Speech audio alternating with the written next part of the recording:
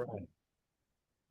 Hello, and welcome to another inaugural episode of Leading While Human. This is Sean Gaillard, and I am with my bandmate and thought partner and friend and colleague, Dr. Sonia Matthew. Here at Leading While Human, this is where we explore the evolution of leadership rooted in belonging, courage, and people first practices.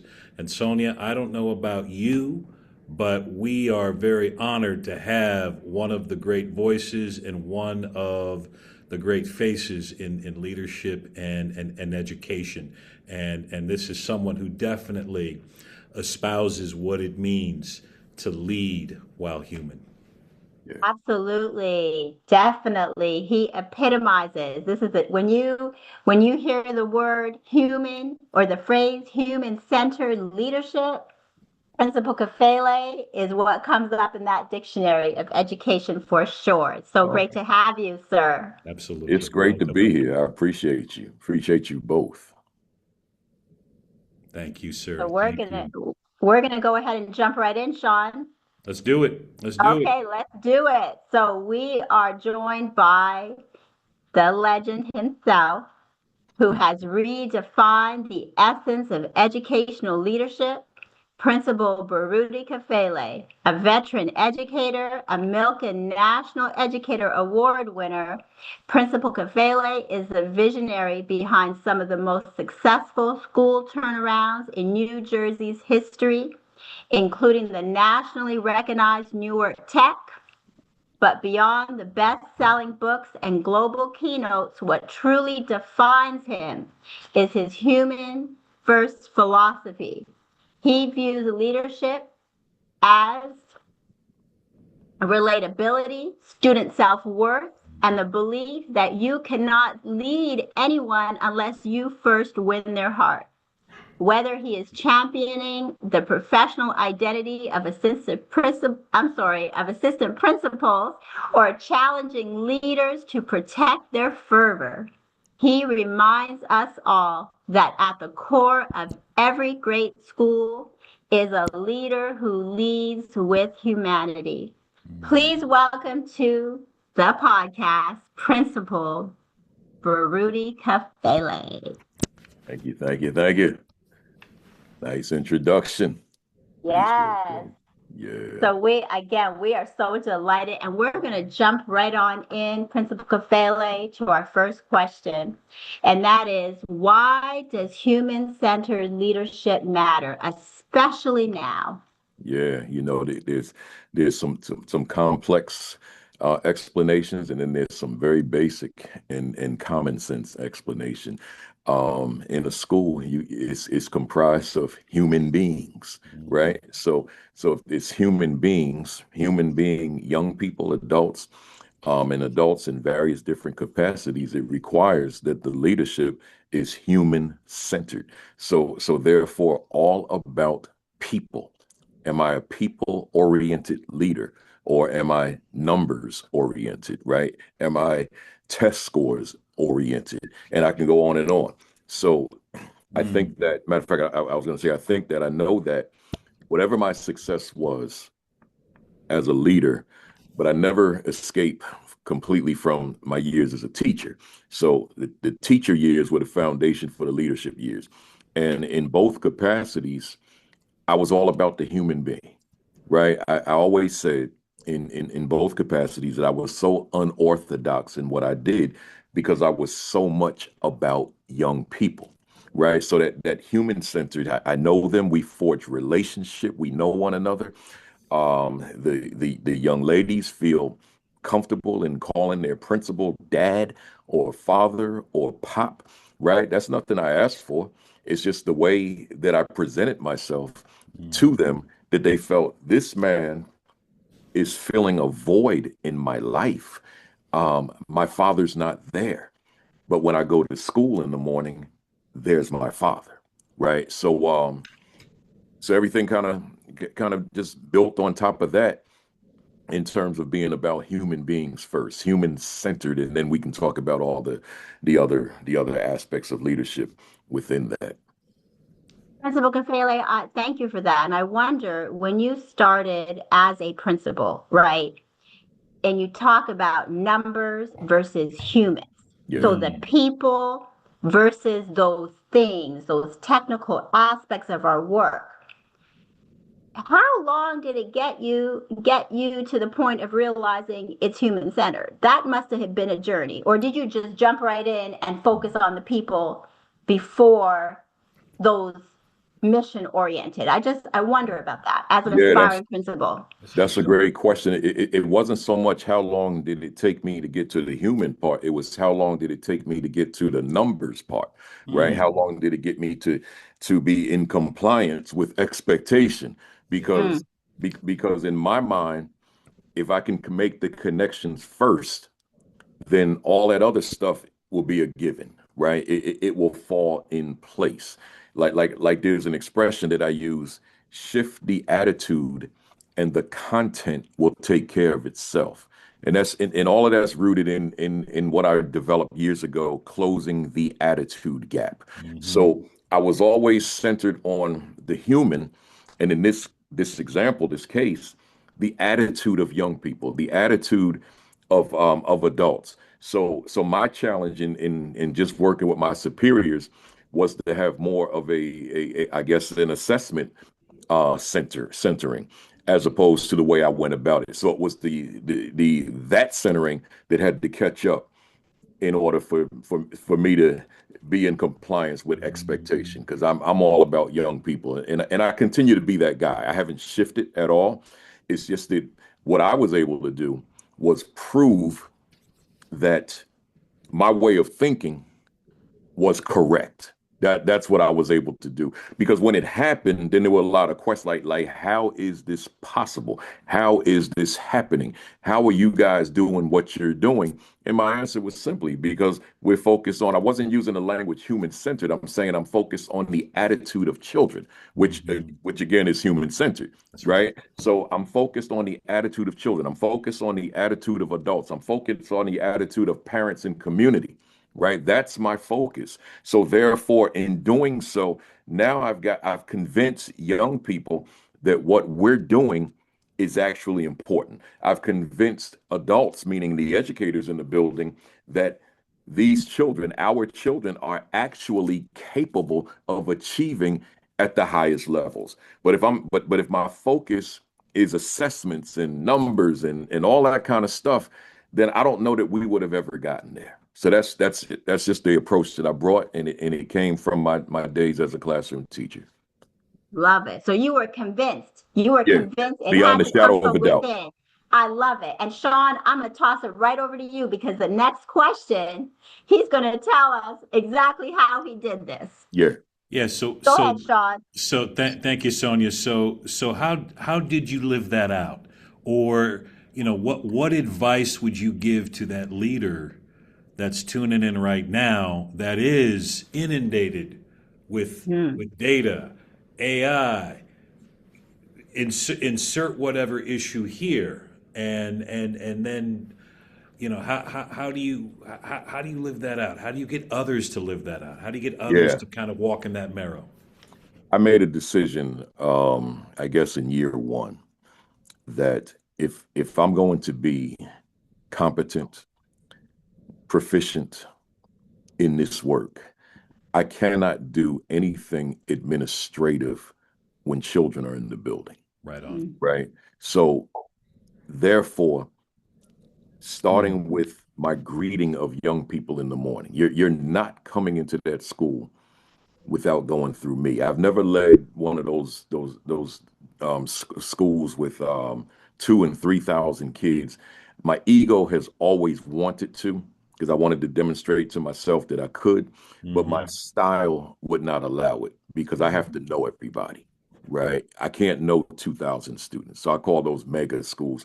And I couldn't lead those mega schools. The ego said I wanted 4,000, right? But my style won't allow for it. My style, I can do 1,000 or less. I can know those kids. I want to know beyond their names. I want to know their stories, right? I want to know them. I want them to know me. So the greeting in the morning when they're outside coming in. You're not Hmm. coming in the building without going through me. That in and of itself is playing a tremendous role in shifting the culture of a building, right? But I, as the leader, have to matter. If I'm standing there to shake your hand, to embrace you, whatever it is, but I don't matter, then my presence doesn't matter.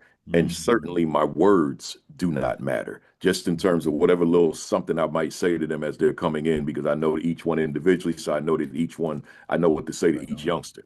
So beyond good morning. So, and then, so once they get in, then that morning message, whether it be convocation in the gym or over the PA system, but I have something to say to lay a foundation and to set a tone for the day.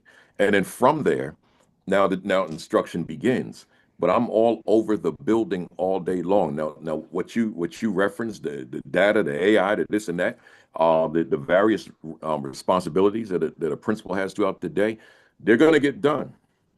But because I made a decision that the school day is the time for me to be amongst students and staff, they're not going to get done during those hours. So what does that mean? What's the translation? It means I'm going to be working a longer day than, say, the next person, because that's when I'm going to get that done, either before school or after school. But while they're there, I'm obviously, as an instructional leader, I'm coaching, but I'm also just in classrooms. I'm not always in classrooms to observe instruction in the strictest sense of what that means. I'm just in the classroom just to be present, right? I'm just in the classroom to be seen. I'm in the classroom to see. But other Hmm. times I'm in the classroom to observe instruction, right? So I've got different foci in terms of why I would be in a classroom. But at the end of the day, I'm spending my day with the rest of the building. And then all that paperwork. So I may be there till 7, 8, 9. It's all right.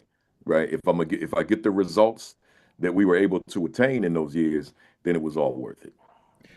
As you say that, and I've heard you share that authentic, leadership move over the years, and it's something that I've adapted to my own practice. And I think back, and again, I'm gonna go a little NFL here, and if you are not a New England Patriots fan like I am, yeah, I know, but people just we just lost But half it our should be audience, a Sonia. very easy road on Sunday.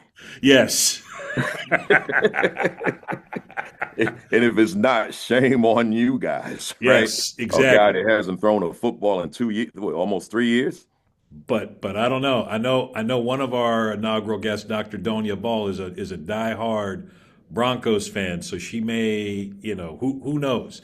But Yeah. anyway, if I think about, as you say that, and I saw this on national TV, and shame on me for not knowing this, but the head coach there, Rabel, former player for the Patriots, as everyone was going back in the locker room, and apparently this is a practice of his every game. Everyone gets a handshake. Everyone, whether Right. whether you are the starter, the B squad, the trainer, whatever. Everyone he waited. He waited for everyone. He waited until Drake May, the quarterback, who had to do kind of the press things, and waited for him, which Yeah. again I found to be a very powerful move, but also not an original move either. It's just, I mean, it's just being human, and so by us being present consistently, because you can't do this as a one and done. That's one thing I learned from you. You just can't do it for the Right. selfie. Right. You can't do it for the PR person. Culture is how we do business, how we flow consistently. Greeting those kids. Maybe it isn't greeting those kids. Maybe it's 11 o'clock. During a class change. That's your time. But it has to be consistent in order for it to be authentic, sustainable, and to build that sense of belonging. Yeah. Well, when I saw that the other day, because I didn't know about it until they showed it on one of the games. I think it was Yeah, last week. yeah, And I say, and my initial reaction was, "That's me. That's yeah, me." That's yeah, what I did every yeah. day. every freaking day. Yeah. You know?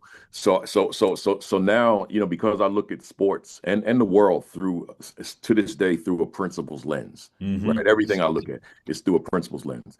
So I'm saying to myself, I said, see, he gets it. That's And right. and it spoke volumes to his relationship with each individual player. Yes. Right? Because it's one thing to give the speech in the locker room, which they always have the cameras post game, Oh, yeah. but it's another thing when you're embracing each individual. That's right.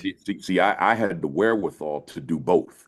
So in the morning, I'm embracing each individual, but then later on, once we get to homeroom period, then I'm giving them that message to everybody Exactly. collectively. So I'm covering both, and that's what apparently he's doing. In this case, post game, and that goes a long way. It It it speaks it, volumes. it does, and that goes back to what you said in Sonia's first question. It was and I'm taking notes too, Sonia. So we're both taking notes. Is the teacher years are the foundation for the leadership Yeah, years, and the yeah, fact that he was a player, he never forgot that. yep, So I saw that same thing. yeah. His player years were the foundation for his coaching years. That's right. He kept that. So I'm gonna throw it back to you, Sonia. But that was I just again, if you are a New England Patriots fan, thank you. If you are not, thank you, and tune back in. Yeah, let I me let love me it. let me let me let me let me just say this one thing before you go, Yeah, Sonia. The had I not been a teacher first, and and there it is. and and hopefully this doesn't come across wrong, and hadn't done it at a high level, right? I mean, they named me teacher of the year for at all levels except the state level. I was for the school, the district, the county, and then state level finalist, teacher of the year in New Jersey. So I had done it at a high level, but I don't know that I would have led as successfully as I did if I didn't have the experience that I had as a teacher. I needed that foundation. There are people in this business that have not taught. So they're at a disadvantage in some regards because they don't know the classroom the way those of us who were in the classroom know it. So there's certain nuance that I was able to gain that when I become administrator, I can talk about with a teacher because I was in there with that. I experienced it, I witnessed it, I saw it, right? So, but without having taught those years, I can't have that conversation because I don't know what it is. It's all abstract. Right on. It's Yeah. beautiful. So many things, and so many things. And even when you are a teacher, what are those experiences that shape you to have the empathy to be that human-centered leader, right? Principal Kafele, and I think Yeah. about just like the passion that you have. People say to me all the time, like, your passion is not going to go away. It's just not going to go away. It's who you are. But I think about leaders who want to be human centered. They want to do that, but they're so tied to the office. And that time, you speak so much about planning time and being intentional, even starting with that morning greeting, the morning message. I'm sure you are intentional about what you're saying to those Yeah. students, right?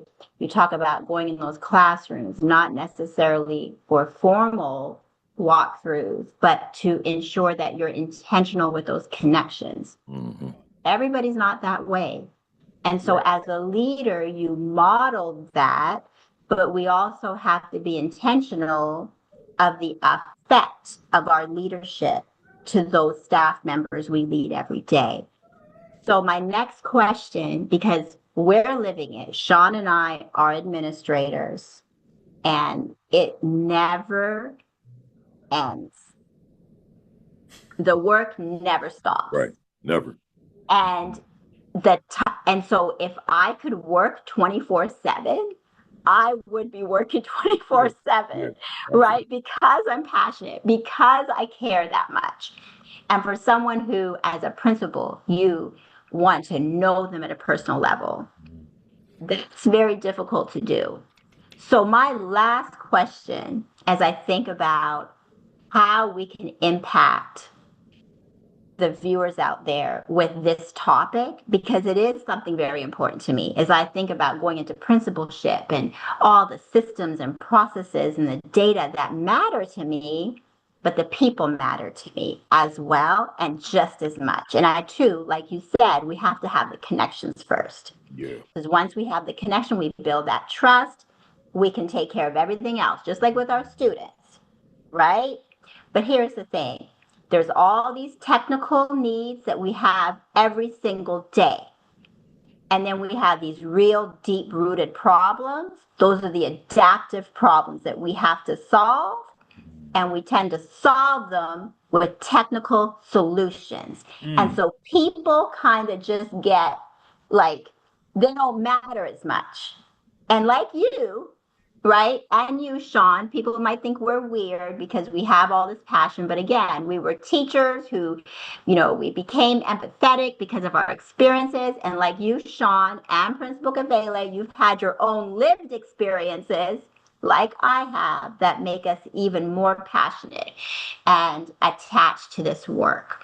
So my question is, what advice would you give new leaders, right? Leaders who are just getting so discouraged because they have this passion for people, but the work is so heavy. So it's almost like you have to prioritize. Yeah. And we can't, we believe our last question was, how do you keep going? And we know that all of us are into self-care, right? We know that about ourselves and one another.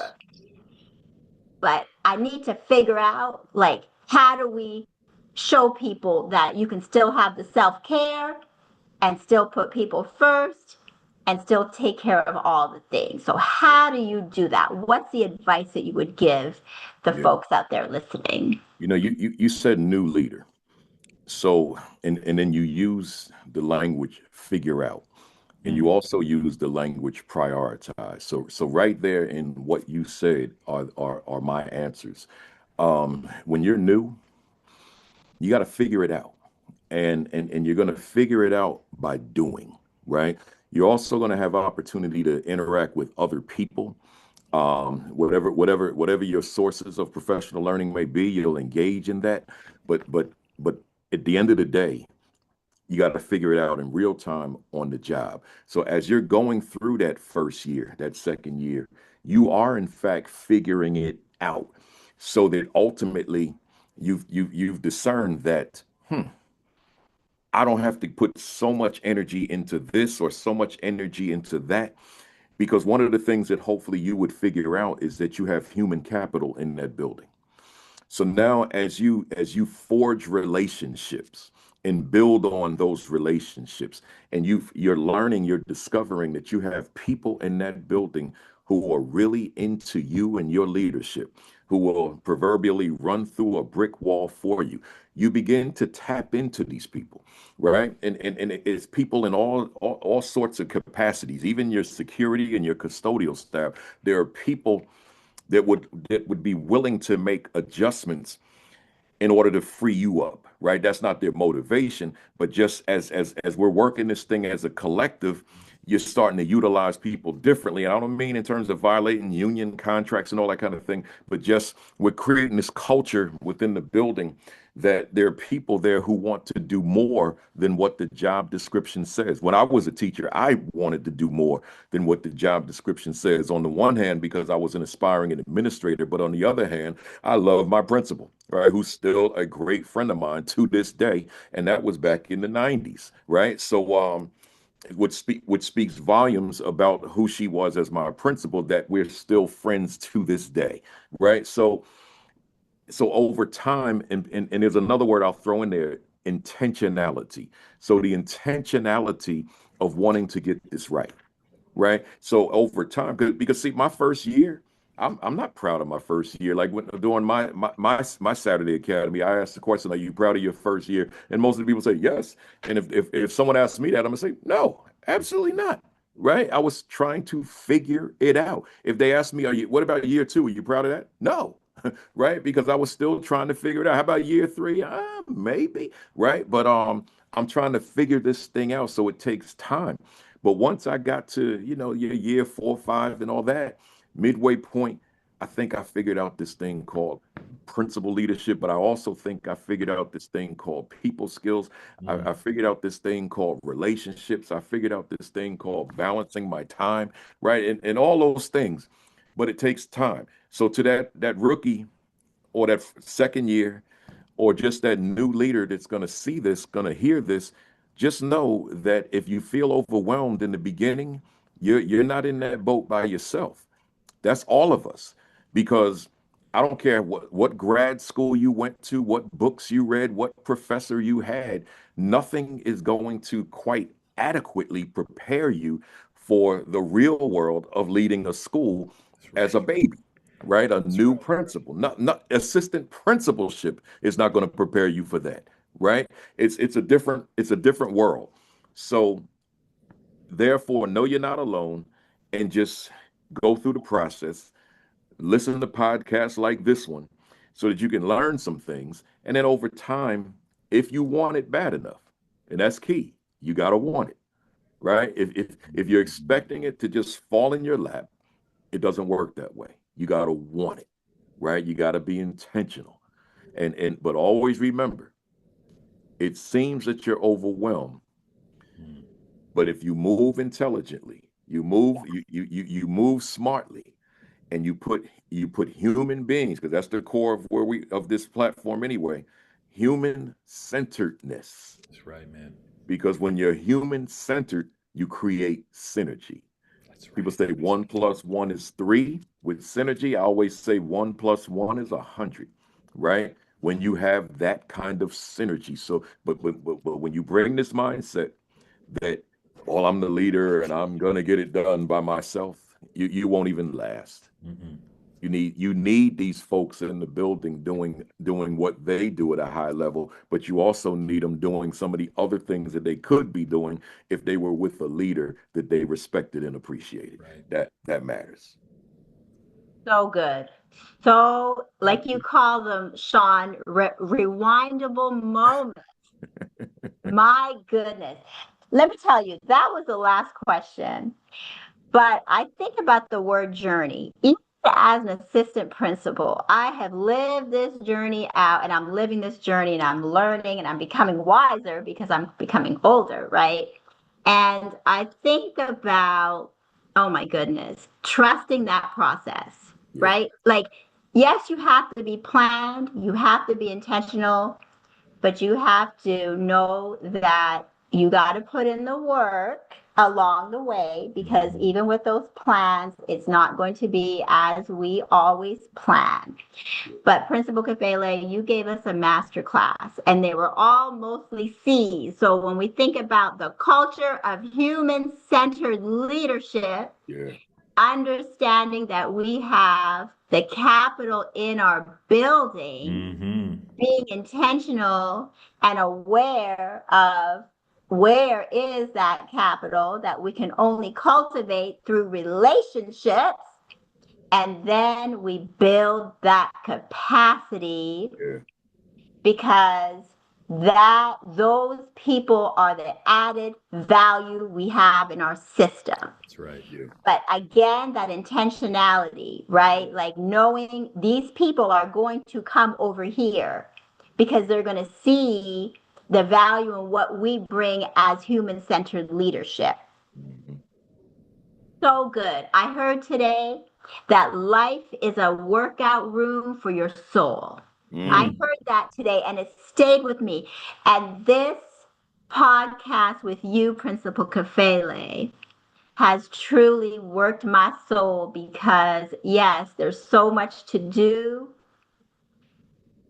but if we just stop and we rest and we come together and break bread with like-minded, like-spirited people, we have that fuel to keep going. So thank you so much for taking the time with us today.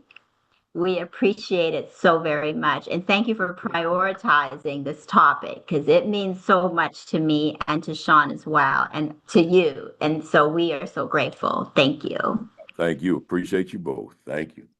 Principal Kafele, what's the best way for folks to follow you? I know that you are active on many Yeah. platforms, and you're very generous with your time. You Yeah. podcast, you speak, you write. Where are those platforms that people can find you if they are not already following you? Yeah. On the website, principalkafele.com. And it has the platforms, but everything is Principal Kafele. So Facebook, Principal Kafele, Instagram, so Principal Kafele, Twitter, X at Principal Kafele, LinkedIn, Principal Kafele. So everything is Principal Kafele except one of my YouTube channels, AP and New Principals Academy. And that's the live stream we do every Saturday, the week number 300 on that. 100. Oh, Yeah, wow. so yeah, Milestone. consecutively, I should say. But and then there's another one called Principal Kafele Speaks on YouTube. Well, we will be sure to put all of those links in Thank you. the show notes. Principal Kafele, thank you again for just the gift of your wisdom, the gift of your time, but most importantly for the gift of your humanity. And I just think about all of the thousands of lives that you have impacted in such a Thank positive way. And I, along with Sonia, remain eternally grateful for you, my friend. I appreciate you Thank as you well. so much. Thank you, Thank thank you, you. thank you. And be well, sir. Be well. Yes. Okay? Yes, ma'am. Thank you. Okay. Appreciate it. Take care. All Bye right. for now. Thank you all for tuning in to Leading While Human, because leadership is not just about what we do. It is about how we show up for people. This is Leading While Human. This is Sean Gaillard with Dr. Sonia Matthew. Thanks again to our wonderful guest, Principal Kafele. Sonia, I tell you, wasn't that something? It was awesome. It was awesome. So many gems. Awesome. A lot of rewindable moments. Absolutely. Thanks for joining us, everyone.